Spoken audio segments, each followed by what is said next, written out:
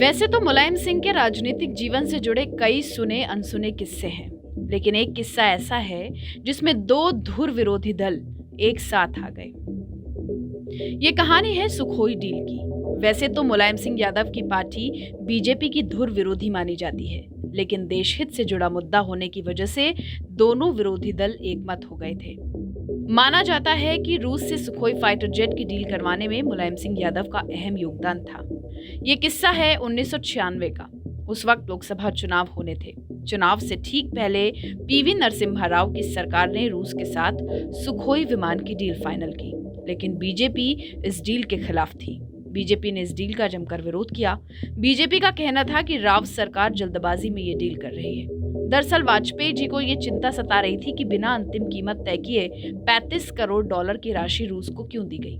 वाजपेयी जी का यह भी कहना था कि अगर सुखोई अच्छा एयरक्राफ्ट है तो घोटाले की बेबुनियादी बातों से डील को नुकसान नहीं होना चाहिए। खैर, 1996 के लोकसभा चुनाव हुए। कांग्रेस को करारी शिकस्त मिली। बीजेपी ने 161 सीटें जीतकर अटल जी के नेतृत्व में सरकार बनाई। सुखोई डील पर अटल जी कुछ कर पाते उससे पहले ही उनकी सरकार 13 दिनों में ही गिर गई।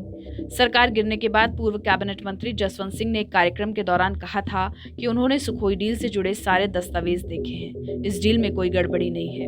डील में जल्दबाजी की गई तो वो राष्ट्रहित के लिए थी। वाजपेयी सरकार गिरने के बाद एचडी देवगौड़ा प्रधानमंत्री बने। इस सरकार में मुलायम सिंह ने रक्षा मंत्री का पद संभाला। उनके रक्षा मंत्री रहते हुए सुखोई डील संपन्न हुई। हाँ, इस डील के कागजातों में कुछ जरूरी बदलाव जरूर किए गए। जैसे रूस ने इस बात की गारंटी दी कि इस डील में उसने किसी भी तरह की रिश्वत नहीं दी और अगर भविष्य में ऐसा कोई मामला सामने आता है तो वो भारत सरकार को हर्जाने की भरपाई करेगा। इस तरह भारत को सुखोई 30 विमान मिले, जो कारगिल युद्ध में पाकिस्तान के खिलाफ काफी कारगर साबित हुए।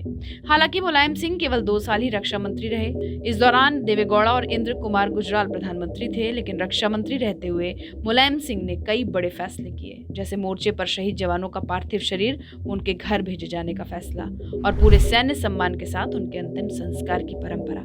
इसके अलावा सियाचिन बॉर्डर का दौरा करने वाले मुलायम सिंह यादव पहले रक्षा मंत्री थे। उनके रक्षा मंत्री रहते हुए पाकिस्तान ने भी सीज फायर तोड़ने की हिमाकत नहीं की और तो और उन्होंने सेना को पूरी छूट दे रखी थी कि बॉर्डर पर घुसपैठ रोकने के लिए जो भी जरूरी कदम उठाने हो उठाएं।